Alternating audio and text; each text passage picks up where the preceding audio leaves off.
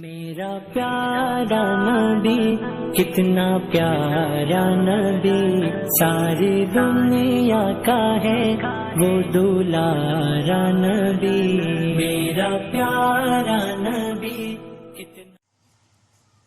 السلام علیکم ورحمۃ اللہ، میں ہوں قاری عمران شیخ، آپ دیکھ رہے ہیں میرا یوٹیوب چینل۔ میں آن لائن قرآن سنا اکیڈمی کی طرف سے آج آپ سب کے سامنے نبی صلی اللہ علیہ وسلم پر درود و سلام پڑھنے کے بارے میں اللہ تعالیٰ کا جو حکم ہے قرآن پاک میں وہ آپ سب کے سامنے بیان کرنے جا رہا ہوں میں۔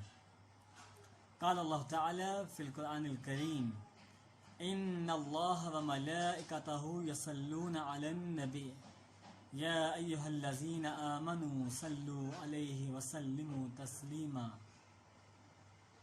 اللہ تعالیٰ قرآن پاک سورۃ الاحزاب آیت نمبر 22 پارہ میں اللہ تعالیٰ ارشاد فرماتے ہیں کہ بے شک اللہ اور اس کے فرشتے نبی صلی اللہ علیہ وسلم پر درود بھیجتے ہیں، اے ایمان والو تم بھی آپ صلی اللہ علیہ وسلم پر درود و سلام بھیجا کرو۔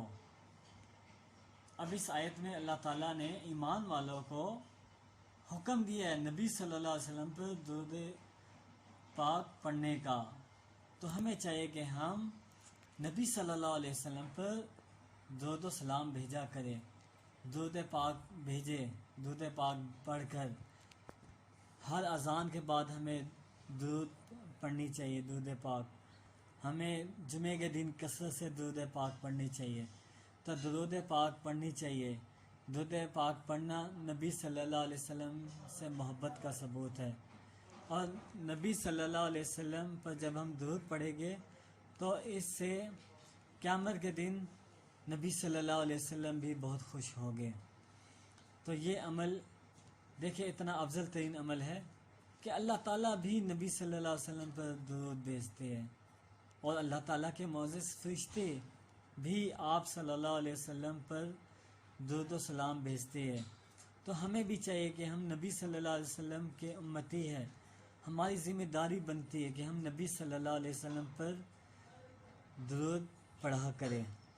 درود کیا ہے؟ یہ دعائے رحمت ہے۔ یہ ہم نبی صلی اللہ علیہ وسلم پر جو درود پاک ہم پڑھتے ہیں، یہ ہم دعائے رحمت کرتے ہیں نبی صلی اللہ علیہ وسلم پر، اور ہم نبی صلی اللہ علیہ وسلم کے امتی ہیں، ہمیں محبت ہے اپنے نبی صلی اللہ علیہ وسلم سے۔ تو ہمیں چاہیے کہ ہم درود پاک کو ہم اپنی زندگی میں اپنا لیں، ہمیشہ اس کا ورد کرتے رہے، پابندی سے کرتے رہے۔ جو کچھ میں نے آپ سب کے سامنے بیان کیا، اللہ تعالیٰ اس پر عمل کرنے کی توفیق دے، اور اللہ ہم سب کو توفیق دے۔ جزاک اللہ خیر۔ السلام علیکم۔